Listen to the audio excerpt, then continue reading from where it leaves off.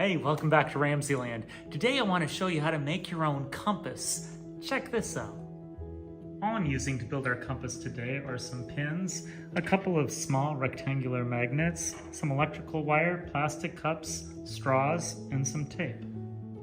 Now before GPS and Google Earth, the Han Dynasty in 240 BC made what were called south pointers. These were made with a brass alloy plate and a small ladle made of lodestone.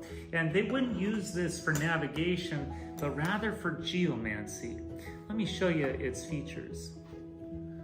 Known as the Sinan, this early compass made by the Chinese during the Han Dynasty has a ladle that's made out of lodestone, and when you spin it, it points south.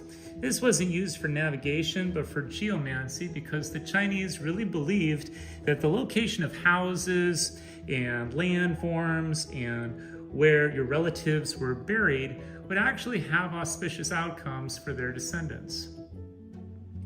Just like the ancient Chinese compass, we're going to use magnets in our compass today. The first step is to line your magnets so they connect side by side, so the same polarity is on both sides, south versus north. And you want to do this before you thread your wire through both magnets. The second step is to cut two strips of wire that are the same length and fold them in half. Now while both magnets are aligned, take your wires and thread them through so the bended part is on the same side of both magnets. So it looks like this. And thread it through so that there's just a little bit of wire hanging out both ends of the magnet that you can bend. So it looks like that. Next, you're going to separate the two magnets. And you're going to take the leftover wire and you're just going to bend it around the back of the magnet to hold it on. So it's bent like this. So it holds on to it, okay? And then you're going to do the same thing for the other magnet. You're just taking the wire and you're just bending it around the back, like that, so that you can hang it from the wire. So now both magnets look like that. Now you're going to take the ends of both wires and you're going to thread it through each side of your straw.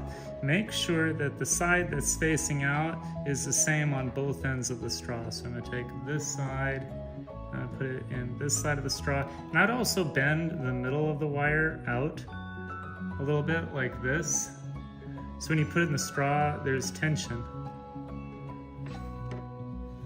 So I'm going to take the same face and have it facing out, so the magnets aren't attracted toward each other. And again, you want some tension there so it's facing out. So both ends of the straw have a magnet hanging out like that. Now you want to find the midpoint of the straw, the balancing point. So I would hold it in your finger like this, and I would take a needle and I'd push it straight down through the center so that it's balanced right in the middle. And I wouldn't push the needle all the way, just so there's about a centimeter or so coming off the end. Now you're ready to turn your cup upside down and balance the needle on the top of the cup. And slowly it will start to rotate and find magnetic north.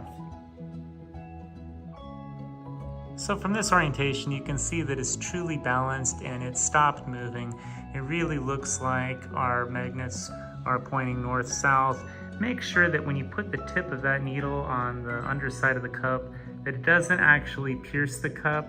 Don't be tempted to poke the cup, because you want the straw to be able to freely move so that your magnets are attracted to the Earth's magnetic North Pole.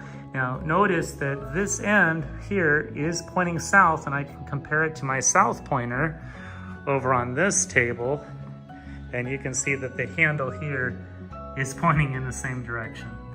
Remember that the Earth itself has a magnetic north and south pole. That's because the outer core of the Earth is molten iron and it's spinning, and the rotation of that molten iron creates a magnetic field. Now, that magnetic field is different than the geographic North Pole. The magnetic North Pole actually isn't in the same location, but that magnetic North Pole is what attracts your compass needle. Interestingly, every 200,000 to 300,000 years, the magnetic poles of the Earth shift. So much so that it's happened several times over the last 20 million years, given that the Earth is a little over 4 billion years old. Now, if you have two compasses side by side and you're careful, you can demonstrate how one compass can repel the other, given that they're not too far apart from each other.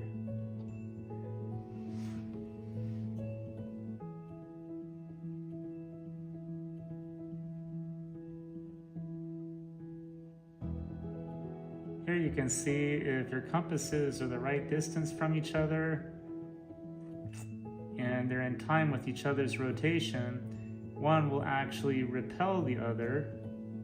I hope you enjoyed today's edition of RamZland, and I'll see you next time. If you enjoyed this presentation, be sure to remember to like and subscribe.